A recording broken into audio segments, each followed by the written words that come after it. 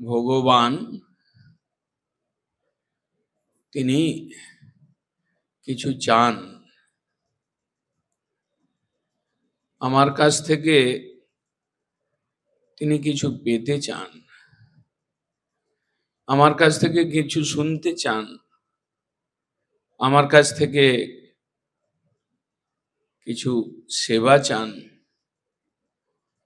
আমার কাছ থেকে তিনি প্রীতি চান।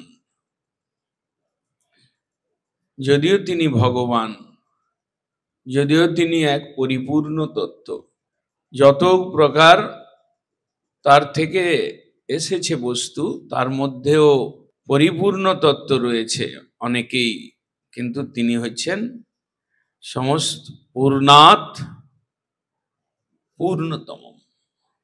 তিনি পরিপূর্ণ তত্ত্বের মধ্যেও তিনি পরিপূর্ণ। সেই যে পরিপূর্ণ তত্ত্ব, যার কাছে অভাব কিছুই নাই, যার কাছে চাওয়া পাওয়ার কোনো বস্তু নাই, যিনি স্বয়ং পূর্ণ,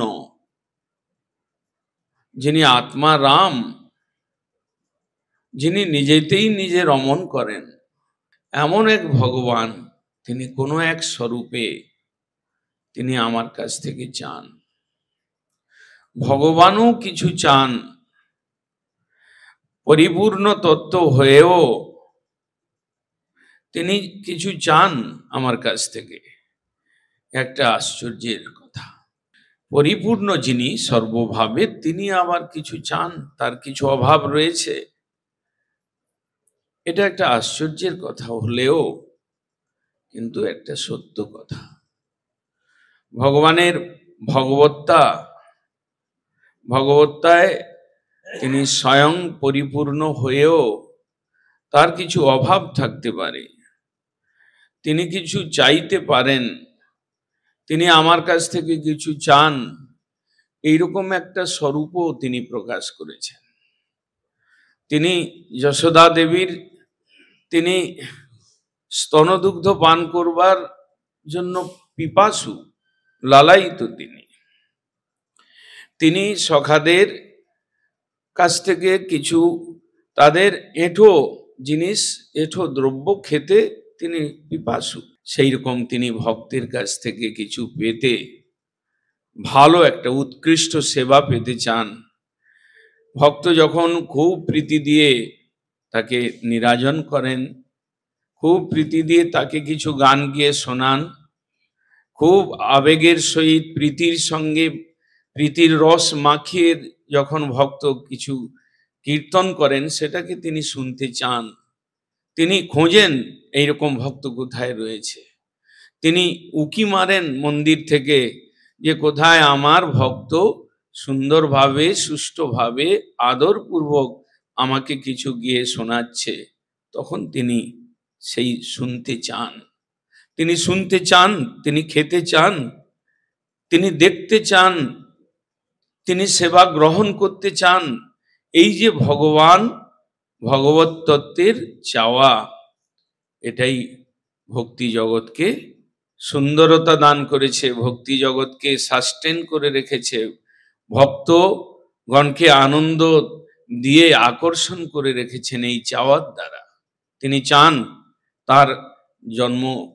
তার জন্মদিনে বড় উৎসব হোক, তিনি চান জন্মদিনে বহু সেবক, বহু ভক্ত তার কাছে আসুক, তিনি চান কেউ আমাকে স্তব শোনান, কেউ আমাকে বল হরি হরি মুকুন্দ মুরারি গানটা গাইছে, আমার প্রতি প্রীতিযুক্ত হয়ে গাইছে, আমার সুখের জন্য গাইছে, সুর তাল মান মিশ্রিত করে গাইছে, এমন একটা মধুর জিনিস তিনি শুনতে চান।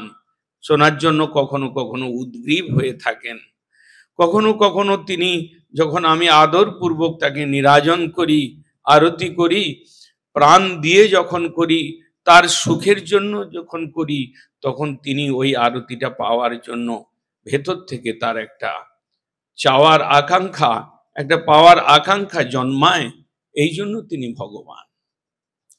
তিনি ভগবান এই জন্য নয় যে তিনি পরিপূর্ণ তত্ত্ব, তিনি নিয়তিকে চালাতে পারেন, তিনি জীবকে কর্মফল দিতে পারেন, তিনি কর্মের সাজা দিতে পারেন, তিনি ব্রহ্মা, তিনি শিব, ইন্দ্রাদি দেবতাগণকে পরিচালনা করেন। এই জন্য শুধু তিনি ভগবান নন, তিনি প্রীতি চান, ভালোবাসা চান।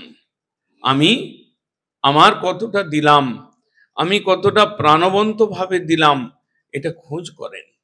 যারা ছাড়া ছাড়া ভাবে করে, যারা করতে হয় করে, যাদের ভেতরে কোনো ভগবানের সঙ্গে সম্পর্ক নাই, এদেরকে একটু দূরে রাখতে চান, ওরা না এলেও চলবে।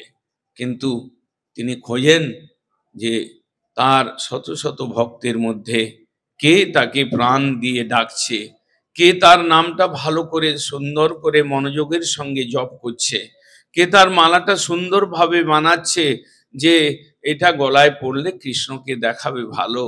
এই রকম তিনি ভক্তকে খোঁজেন। ভগবান তিনি চান, তিনি সাধকের কাছ থেকে চান। সাধকের অনেক অনর্থ রয়েছে, নোংরায় ভরা রয়েছে, তাও হলেও তিনি চান, তিনি তার ভক্তের মাধ্যমে গ্রহণ করেন, যাতে ওই সাধক অনর্থ থেকে নিবৃত্ত হয়ে নিজের হৃদয়কে শুদ্ধ করতে পারে, তার চান্স দেন।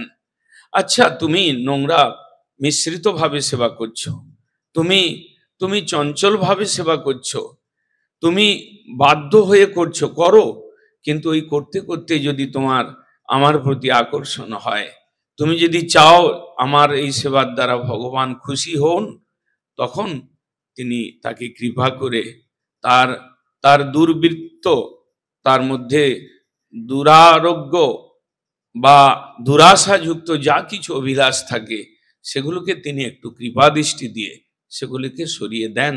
কারণ তিনি চান বহু সেবা, বহুভাবে সেবা, বহুজনবল্লভ তিনি। তাই যদি কোনো প্রেমিক ভক্ত তাকে গান গেয়ে শোনায়, তিনি শুনতে চান, কিন্তু তার সঙ্গে যারা থাকে অনর্থগ্রস্ত, তারাও যাতে অনর্থ ধীরে ধীরে মুক্ত হয়ে একত্রিত হয়ে বহুভাবে বহু উল্লাসের সঙ্গে বহুজন সম্মিলিত হয়ে যদি গায়, তাহলে সেটা তিনি সেই রকম একটা সেবা আকাঙ্ক্ষা করেন। এই যে ভগবানের চাওয়া, ভগবান তিনি শুনতে চান, তিনি খেতে চান, তিনি আত্মারাম হয়েও ভালো ভালো জিনিস যদি ভক্ত তার সুখের জন্য করে, প্রীতি মাখিয়ে করে, সেটা খাওয়ার জন্য তিনি লালায়িত থাকেন। তিনি খেতে চান, তিনি শুনতে চান, তিনি রূপটা দেখতে চান, তার ভক্ত কত সুন্দর শ্রদ্ধাযুক্ত হয়ে, কত সুন্দর শরণাগতির ভাব নিয়ে, কত সুন্দর দন্য ভাব নিয়ে তার কাছে দাঁড়িয়ে কীর্তন গাইছে, দোহাত ধরছে। এইরকম ভাবে সেই ভক্তকে তিনি দেখতে চান। এই যে ভগবানের চাওয়া, তার জন্যই আমাদের সুবিধা, তার জন্যই যারা সাধন করবেন তাদের একটা আশা ভরসা যে ভগবান চান আমি যদি সুন্দরভাবে করি, আমি যদি সুন্দরভাবে গাই, আমি যদি সুন্দরভাবে তাকে কিছু শ্রদ্ধাটাকে অর্পণ করি, তাহলে সেটার জন্য তার একটা চাহিদা রয়েছে, ভেতর থেকে তিনি খুশি হন। এই যে পাওয়া, সেটাকে তিনি ধন্য মনে করেন। ভক্তের কাছ থেকে সেবা পেয়ে নিজেকে তিনি ধন্য মনে করেন, তার ফলে ভক্তের জীবনটাও ধন্য হয়, ভক্ত জীবন আনন্দ। বাঞ্ছা